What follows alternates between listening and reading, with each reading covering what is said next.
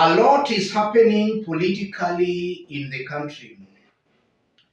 As I speak, the police in Trans Nzoia County have raided the home of Trans Nzoia Governor George NATEMBEYA.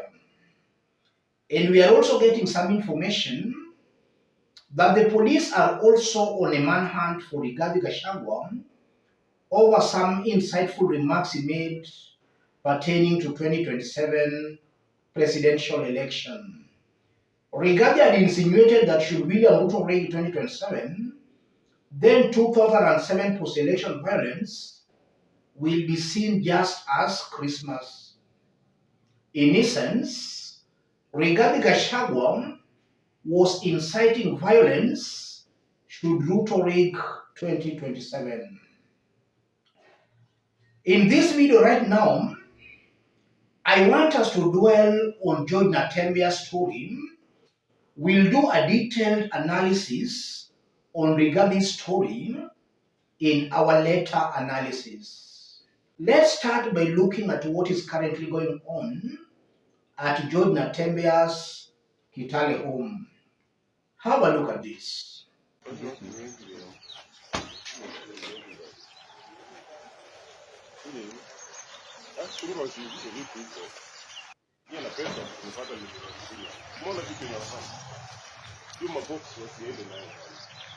Nataka vitu vinatoka ndani tuone kutoka nje. Hii vitu kutoka nje ya ndani. Na hii amebeba nini? Hii ndio inafanya watu wamekuja nao. Hapa nafikiria tutaingia na hii ni bomba tunazanga nayo. Mkuruhusu kuingia. Hatuzuii kazi yako. Nasema hapa kuna hata vitu huko anasoma notification hapa hadi hivi milioni ya msingi nimepata.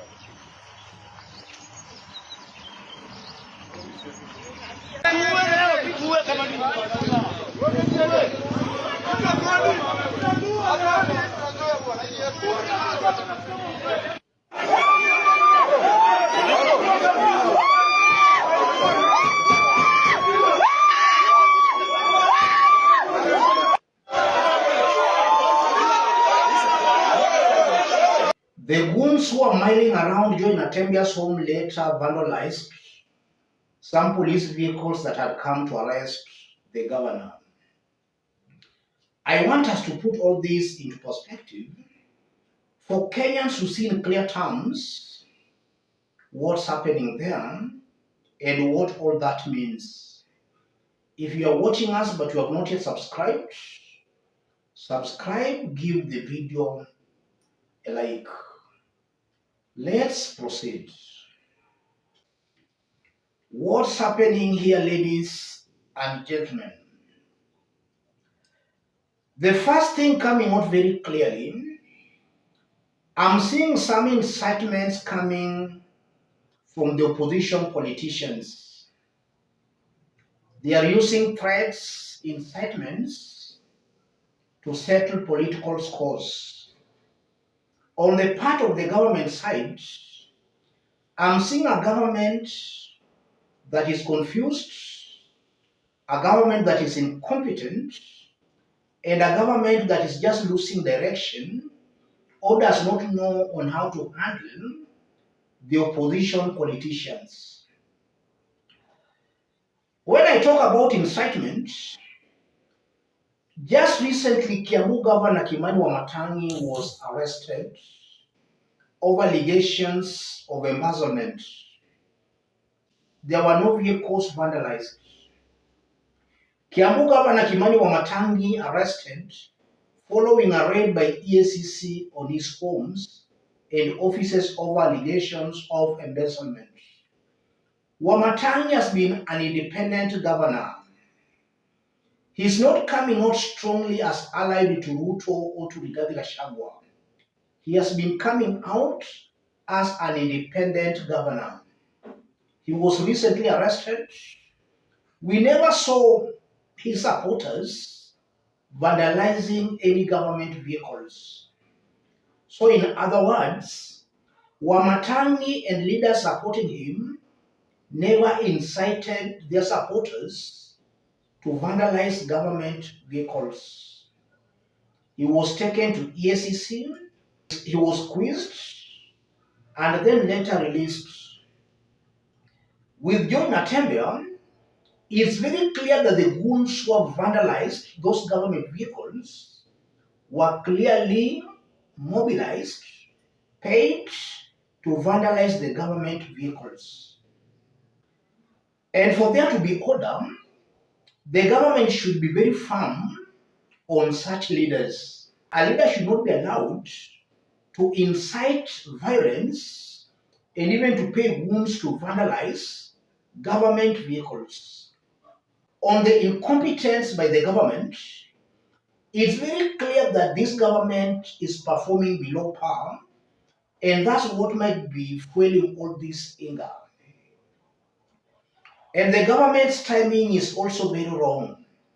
As things appear, it's appearing that the governor is being persecuted by the government because he is not supporting the government. That's what is coming out very clearly from what I'm observing.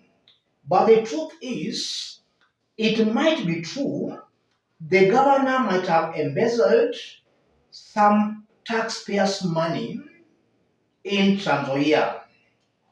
It might be true. And besides the embezzlement, the governor is also known to be a loose talker. Sometimes back, he was stereotyping against the Luo community, attacking a whole community. Have a look at this. Naongea na jamii ya Wajaluo. Jamii ya Wajaluo, I'm speaking to you today. Raila akiita maandamano Jumatatu muko huko. Jumanne muko huko. Jumatano muko, kila siku, hata Jumapili akiita muko huko na mnatupa mawe. You are very violent. Hata saa hizo wakati Raila anatembea Nairobi, wale watu ambao wanachezana kwa mikutano yake ni Wajaluo. That was the governor attacking the Luo community simply because he has got some differences with Raila Odinga. Instead of facing Raila Odinga directly, he chose to attack and stereotype against a whole community, terming a whole community as being very violent. Listening to John Natembeya and then listening to RIGATHI, these two leaders are coming out as chiefs of the same pot. They have got loose tongues, and it's incumbent upon the government to act swiftly. Should RIGATHI or Natembeya incite Kenyans, the government should move with speed in arresting them. They should not wait. If they wait and then they go for them maybe later, it's coming out as if the government is settling some political scores. So on that front, Ruto's government is clearly failing. They should be arresting these inciters immediately. They utter insightful remarks. They should not wait.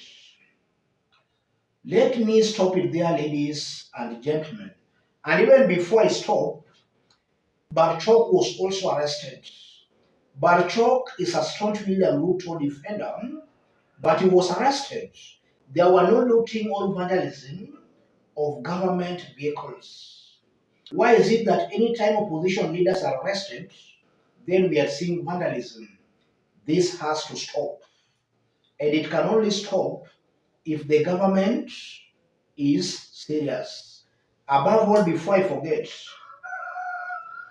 the government should not also be playing games with arresting these leaders.